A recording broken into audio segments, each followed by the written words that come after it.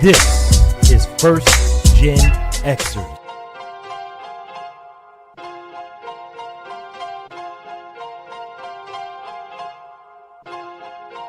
Poetic beat, poetic beat, poetic beat.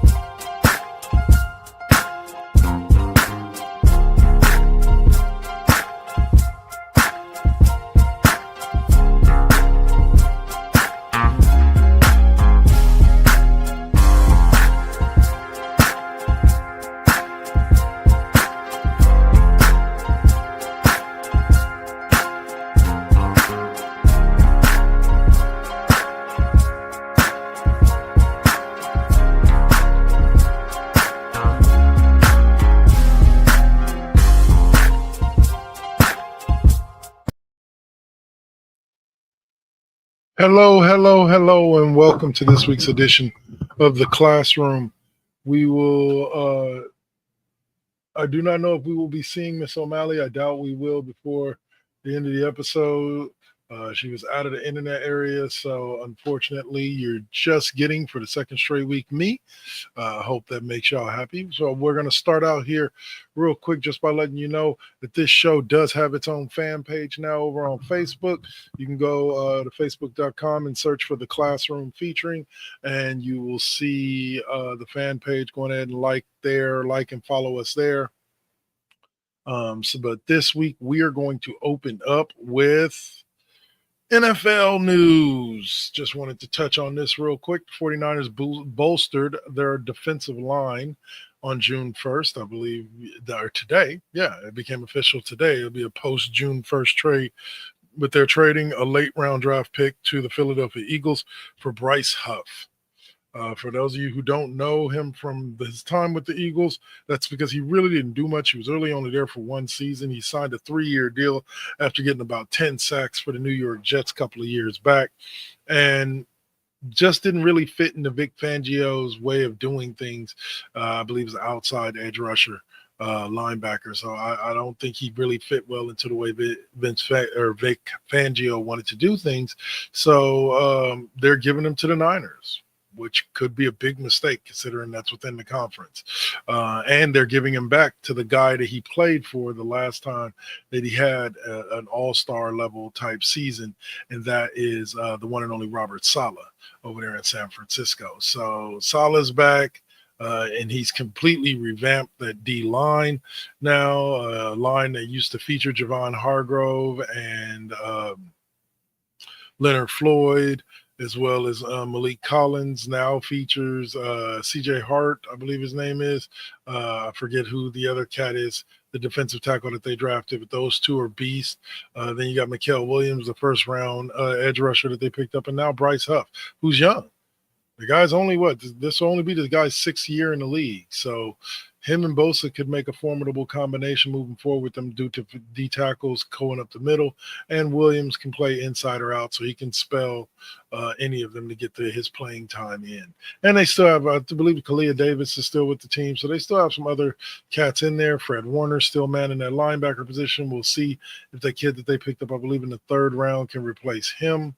But in general, I see the move is something good for the 49ers, especially the more weapons Robert Saleh has proven on many of occasions, the more weapons you can get him, the better off he is, because he is a flipping beast when he has the right amount of weapons, and that defense consistently ranked in the top 10 in the league under his guys. So maybe Shanahan can focus more on the offensive side and getting that side right so that they don't stall out drives, because the defense going to be okay with Mr. Saleh. So that's going to take us into, that's right, basketball. That's right. We're going to talk a little Eastern Conference Finals as the Pacers went over on the Knicks in Game 6. They went over 125 to 108. Tyrese Halliburton averaged 21 and 10 for the series. As the Pacers advanced to the finals, I believe they got knocked out in the second round last year. And then the Knicks, they beat the Knicks and they lost to the Celtics in the conference finals last year. And this year they beat the Knicks again to get to the finals.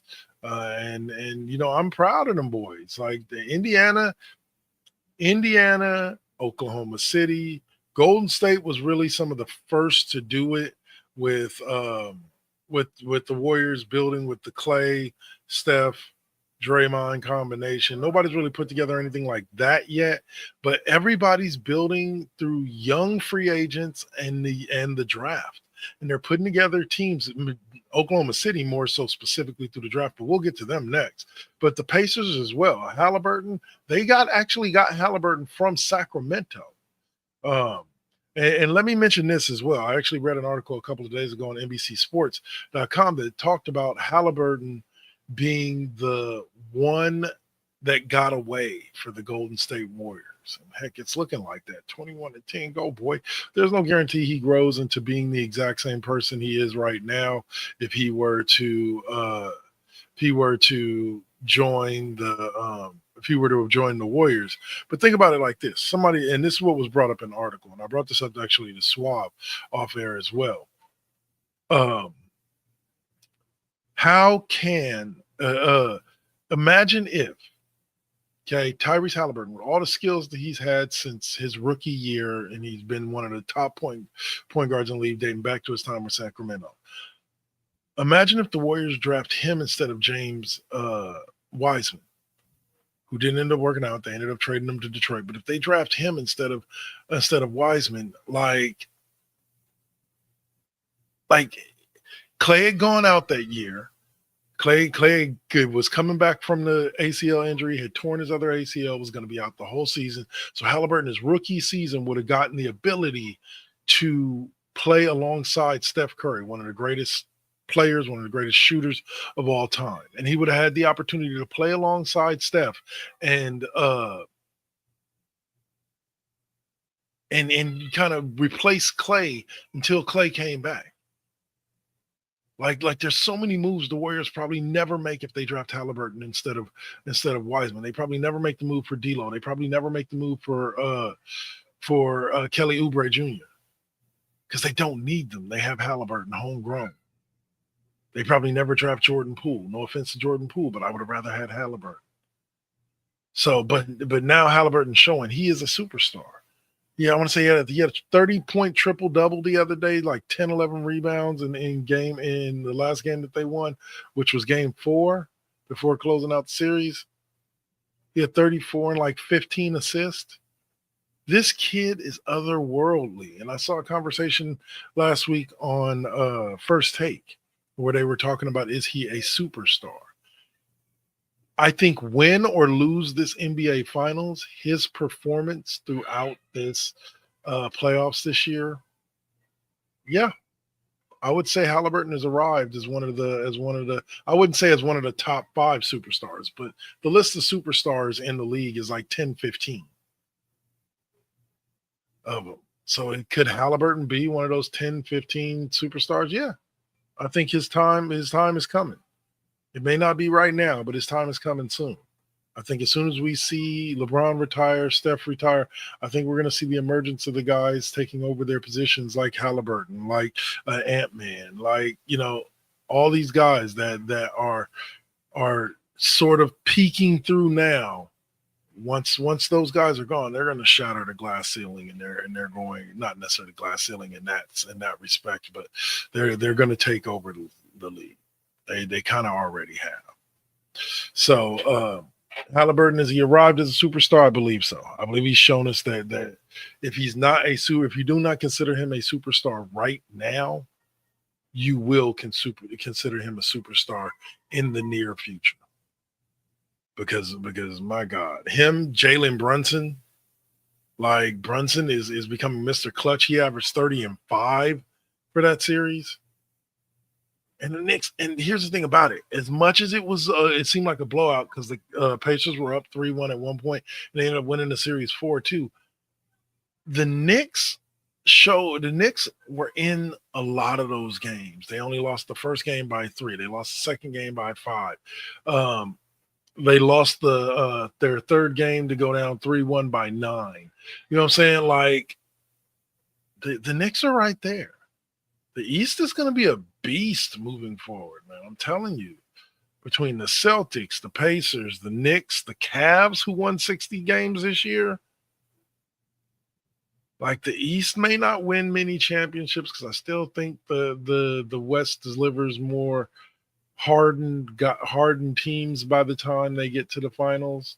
They've faced more battles. But I think the East is going to have their hot 4, was what I'll call it. The top 4 teams, like it's regardless of where they end up ranking, those teams are always going to be in that top 4. And I think they may have found their 4. Celtics are young, Pacers young, Cavs young, Knicks, with an exception for Cat and Brunson, who aren't old, like they're pretty young. So mark my words. This ain't the last time you didn't heard the words. Pacers are headed to the NBA Finals, especially not with Tyrese Halliburton leading the way. All right, so now we'll go on ahead and take a step on over to the Western Conference Finals, where we saw the Thunder prove that the Thunder are a scary team because they're as good as they are, and they still have a bunch of draft picks and a bunch of, they have a bunch of draft capital, multiple first-round draft picks in the next few drafts. Like, wow, y'all. The Thunder are going to build themselves a dynasty. Right? As everybody's talking about, this is the end of the dynasty. I could see the Thunder making it back to the NBA Finals next year. They keep this core intact. I can see them making it back to the finals next year and the year after that. SGA ain't even 30 yet. So mark my words, the Thunder ain't done with just this one. Like, yeah, I realize we've had 8 different champions. Whoever wins this NBA Finals, it'll be 8 different champions in 8 different years, and the parity is back. But I think the Thunder are about to ruin all of that.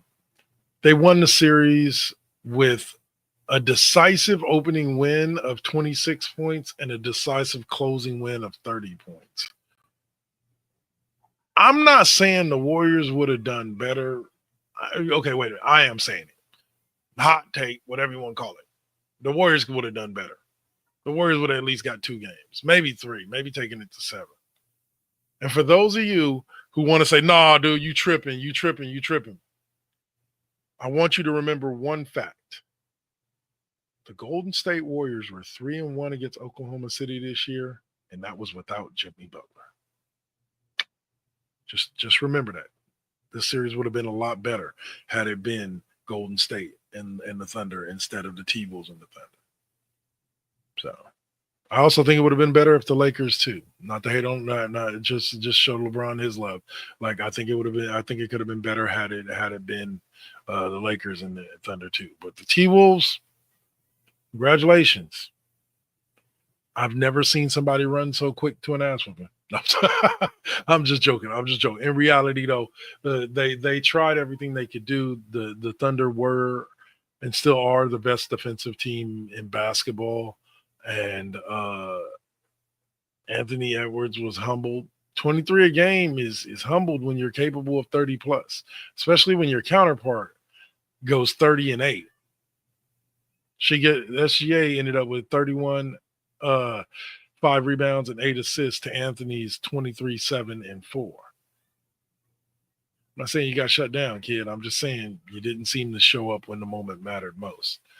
With your legacy and a trip to the NBA Finals. Well, not your legacy. That's a little bit of an exaggeration. But with, your pride on the line and a trip to the NBA Finals, you showed up in parts of games here and there, but for the most part, the Thunder,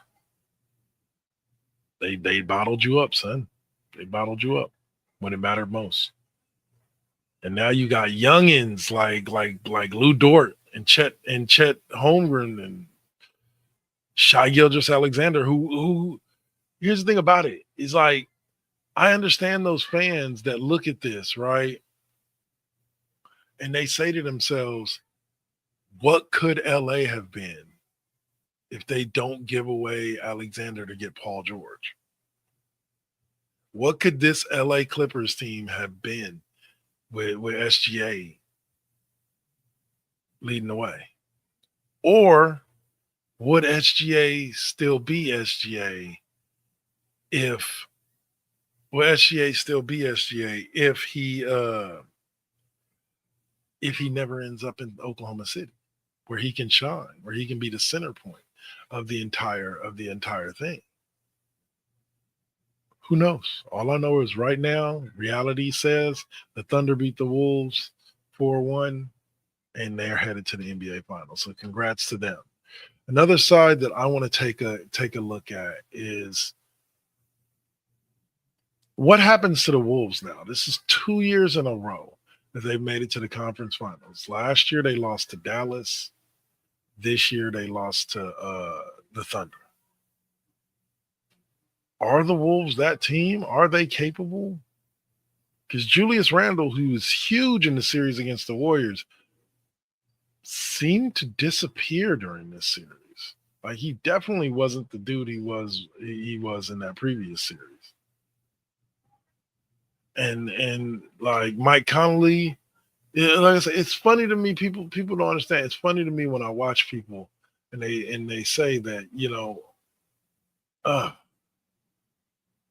like sometimes the shots just fall for you and sometimes they don't. And that's what happened with the Thunder or with the Wolves, because they didn't do bad. They averaged 110 a game. They averaged 42 rebounds a game, 22 assists. Those are not bad numbers, and they're not that far off. They actually out-rebounded the Thunder for the series. They just couldn't outscore them. But from every defensive metric, wow, okay, that's that per game, 11 steals per game, the Thunder average, that's insane for a single series. And then 5.6, that's the only thing where they outdid them. Shot 45% from the field, 37% from three. Like, this series should have been a lot closer than it was, to be honest with you. And now we look forward to, as far as what happens to the Wolves, I don't know. Like, I think that there's a possibility that they could come back next year. They're going to be a force, but all the teams around them are getting better. Same thing that happened to the Warriors recently. Is all the teams around them got better. So now you got OKC. Now the Lakers are going to be returning with Luka and LeBron, one more year playing together. You got the Warriors are going to get better. Jimmy, Steph, and Draymond having a whole offseason to work together, figuring out how Kuminga fits into all that, if he stays, and if not, what do the Warriors get for him? We'll get to that in a minute. But what happens? What happens when the rest of the league gets better around you and there's only so much you can do to get better? Because they're a good damn team. They're just clogged in a conference with a lot of other good damn teams. So I expect to see them in the first, second round of the playoffs, potentially making it in like they did this year without going through the play-in. And the same thing with the Warriors. So that means there's going to be two teams that are going to fall down into the play-in that were in the playoffs this year and may not make the playoffs at all. We'll see what happens. All right, so that's it for that part of the NBA talk. Let's talk a little bit about the NBA Finals themselves. The Thunders and the Pacers. This matchup is going to be, when I say insane, I mean straight up insane. Let's look at the numbers for these two teams. They're both averaging. The Pacers are averaging 0.3 more points than the Thunder are. They're averaging 5 less rebounds, but 3 more assists.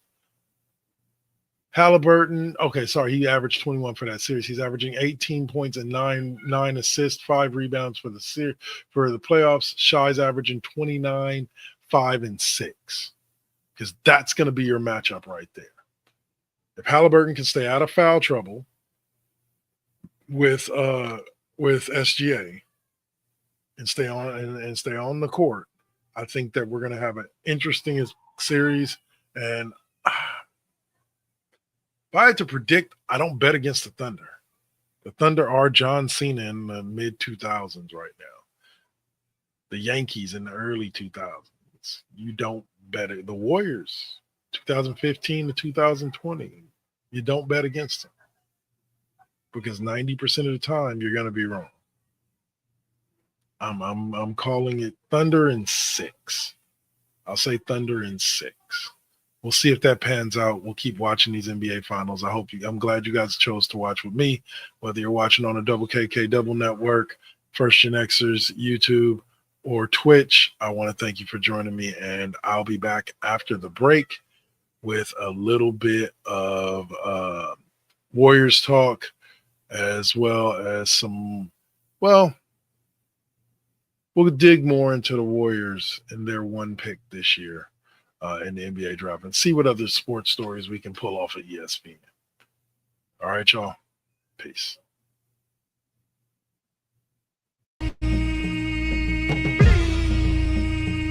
This is now versus then. This is now versus then. Get on your mark, let's go. This is now versus then. Burning up your radio, still turning up the heat with Poetic on the flow. Got you moving to the beats with the Saint as your host. Shout out the collective, hold it down, we gon' clown, that's the lesson. Where Generation X meets Generation Next with them bangers from the east to the south to the west. Yeah, it's how we do it in Sacktown. Slide through the yo, yup, big ball through. These beats gon' pound, waking the game up, told you it goes down. And this is only the intro. Turn the mics on, shout out to my kinfo. Where you at, y'all? Let's get this started. Turn down for what? We about to start the party. Let's go, let's go, let's go, let's go. This is now versus then. This is now versus then.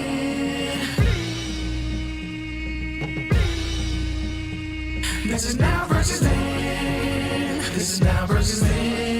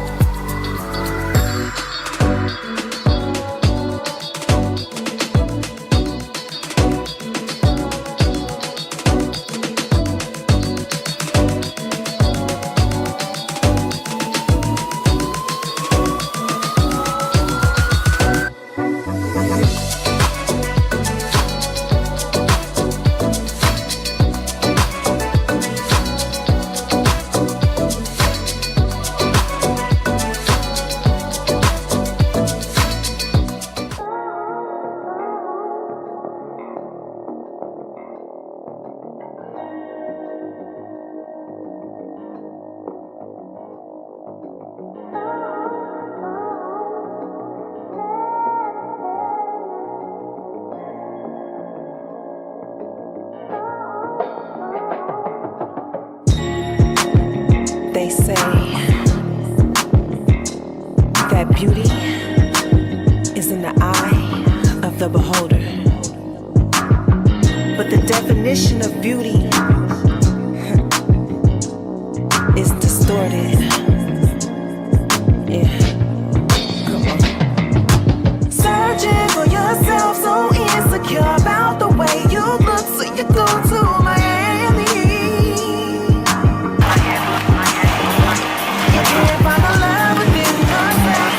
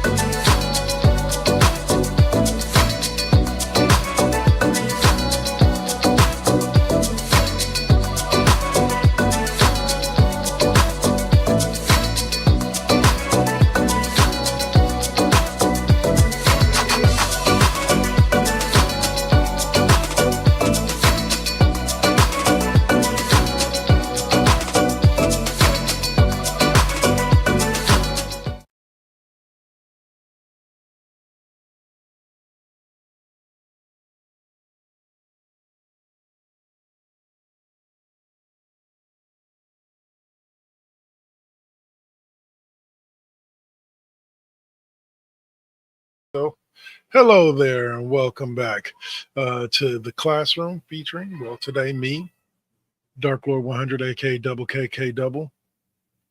And what you just saw there was just a few promos for some other shows that we do, from Cheap Pop Podcast, which was on earlier today, to Lovely Radio over on their channel.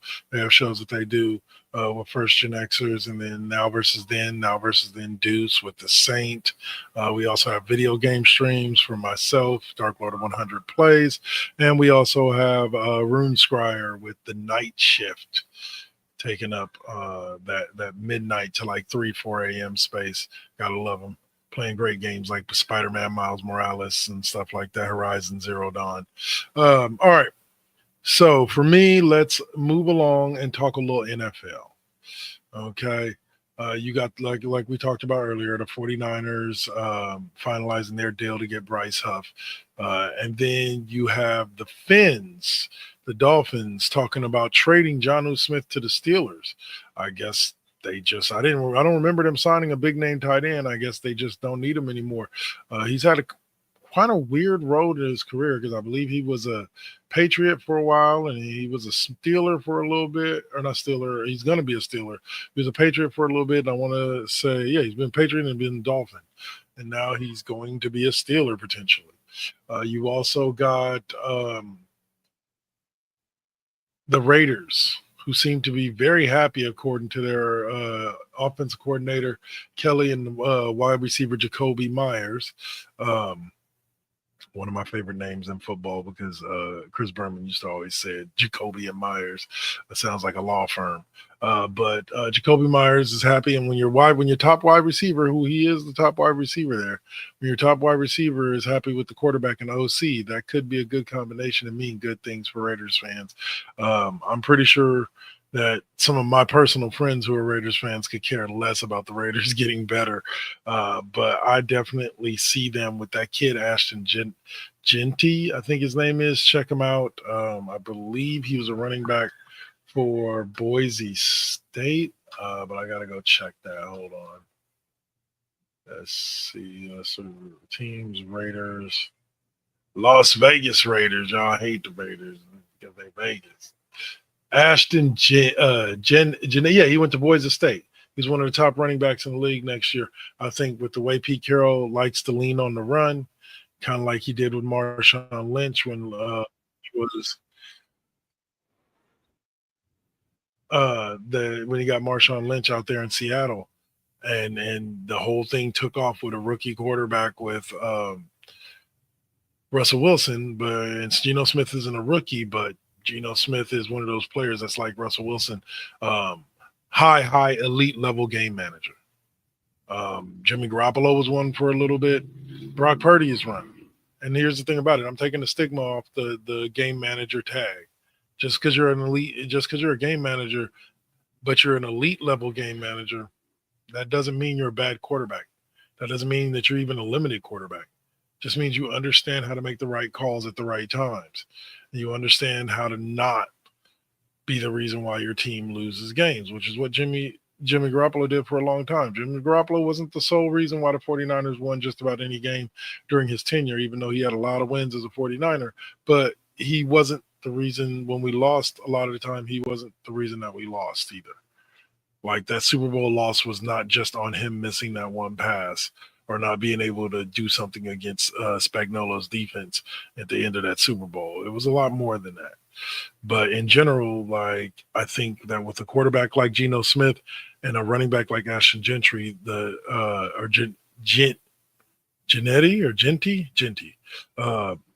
kid could be the next Saquon. He catches the ball, he runs the ball hard downhill. So I can't wait to see what he's going to do in a silver and black uniform. Because even though I'm not a Raiders fan, I'm Niners all day, like red and gold till I'm dead and cold. I have a lot of respect for the Raiders, and I want to see them do well. I've said this before, and I'll say it again. My dream, even though this dream doesn't belong to a lot of my Raider fan friends now, my dream has always been to see a Raiders-Niners Super Bowl before I pass away. But I don't know if the two teams will ever be good at the same time. But we'll see. In the next few years, that could happen. The Raiders are getting better. Pete Carroll's a beast. And the 49ers can stay good under Shanahan and Lynch. We'll see what happens, though. We'll see what happens. All right, let's see. We also got, for those of you who didn't see it, who have been living under a rock, Caleb Williams had a book come out, a book that I believe was written for him by somebody. And in that book, it said that he did not want to go to Chicago, right? Let's see, it says expert from author Seth Wickersham's upcoming book, American Kings, biography of quarterbacks.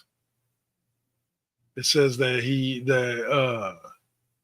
revealed that Williams and his father, Carl, had considered ways for the former Heisman Trophy winner to avoid being drafted by the Bears.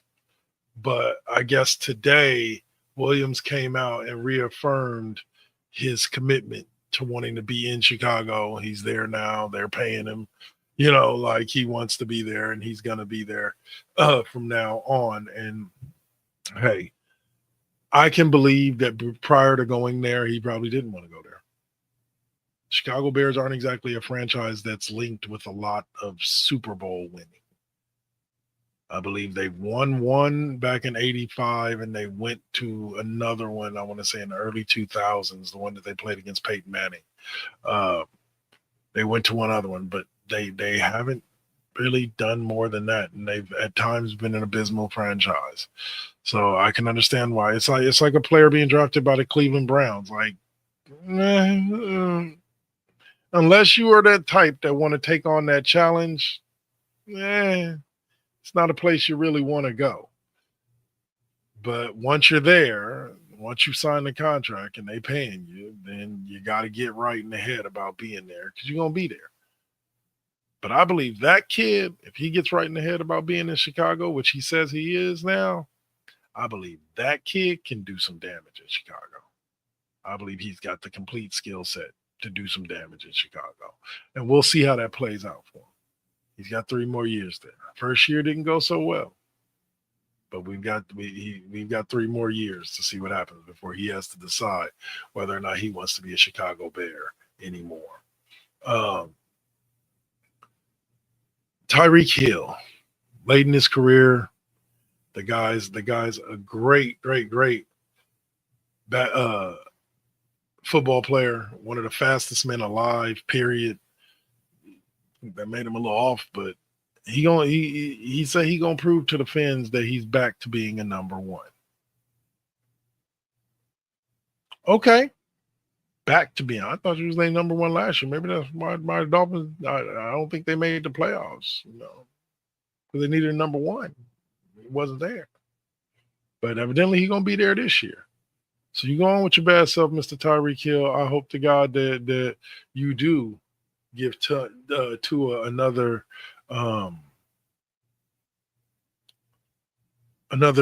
number 1 to throw to, because I believe Jalen Waddle is a number 1 as well. I believe he's still there. But Jalen Waddle was a number 1 as well. So him and Tyreek Hill when they're at their peak. But it still makes me wonder why they're trying to give away Jonnu Smith, because he's kind of one of those speedy tight ends. So I think he would make a good fit there as well. But who knows? I'm not a GM right now for a football team. So, interesting fact, real quick, before we jump off the NFL and jump onto this baseball, is I was telling Swab the other day, I took a look at Brock Purdy's contract, the new contract that he signed, and everybody's like, "Oh, averaging, we're paying him $50 million a year." We're not paying him $50 million, or not but the Niners aren't paying him $50 million a year until like 3-4 years into the extension. So we're looking at 2028, 2029 before his cap hit will be $50 million. Now I will say it's crazy. The number of the final year of his contract is $72 million. I have a weird feeling that that's going to be converted into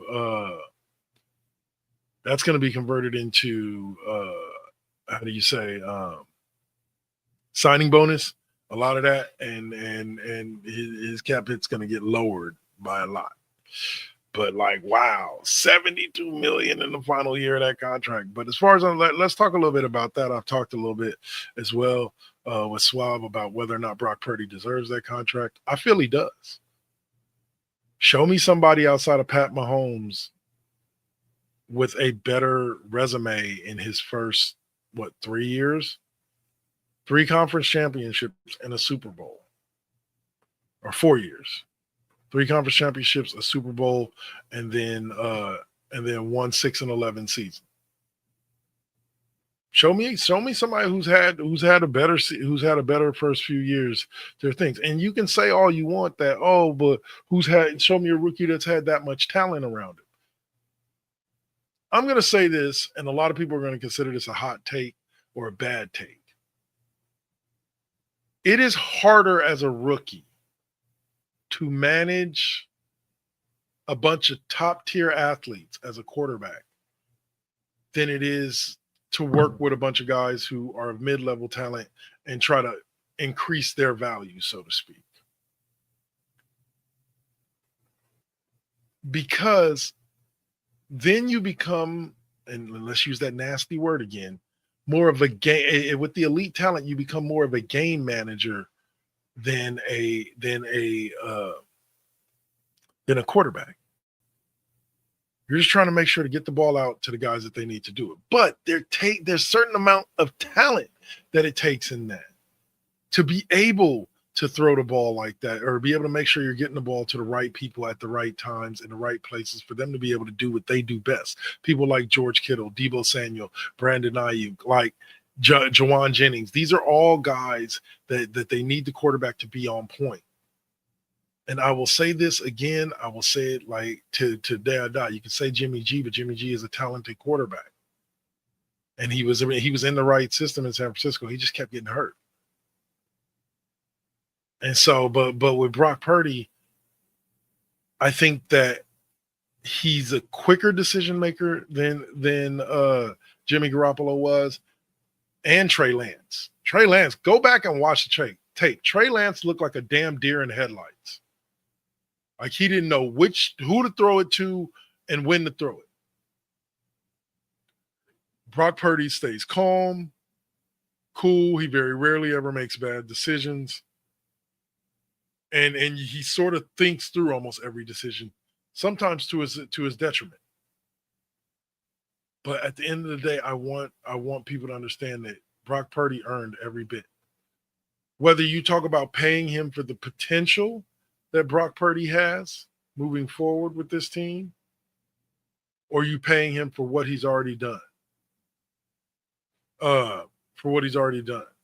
Either way, Brock Purdy has earned that money or will earn that money. I don't think he's going to be a bad quarterback. Not to mention the fact that I said this to Schwab as well. Brock Purdy, look at his numbers. His numbers are up there, top 4, top 5 in the NFL over the past since he started his first game. Top 4, top 5. Take it for what you will. All right, so Major League Baseball. The Dodgers aren't really the hot thing, but Dodgers and Yankees are playing right now. Dodgers are down 6-3. I think that I'm going to say it like this. I think that the Dodgers, in order for the Dodgers to become the complete dominant force that I think that they should become with the roster that they have, they need Ohtani to start pitching again. I think if they can get Ohtani to start pitching again, I think that team can win multiple World Series.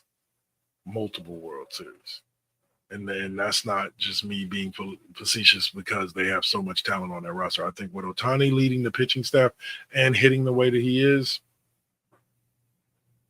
I think you're talking about something that would not be able to be stopped at all.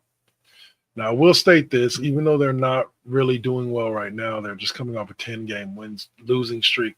I will say the Oakland A's have not necessarily made me proud, but they've shown that now they're 18-41. They've lost like 15 of the last 20.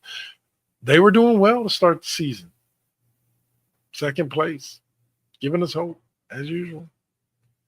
And now we'll see if they can turn it around. But maybe this is the curse of leaving Oakland. This team will not be as good as it ever be, at least for a long time. It won't ever be as good as it once was when it played in the Bay. I'm still a fan, but I do believe in karma, and this could be karma. So that'll do it for me for this week. For all of you that joined me and tapped in, I want to say thank you. I appreciate you, and we love you. Next up should be the Saint with some stuff here soon with a video game stream, I believe. And then later on tonight, we will have Rune Scryer playing Spider-Man Miles Morales. I hope you all have a blessed night. And please take care of yourselves and take care of the people that you love. It's crazy out there in the world. But at least we all have sports to bring us together and make us realize that there's something to cheer for. This has been Dark Lord 100 at K double. Hopefully next week we'll have OMalley back. And that'll do it for the classroom. Peace.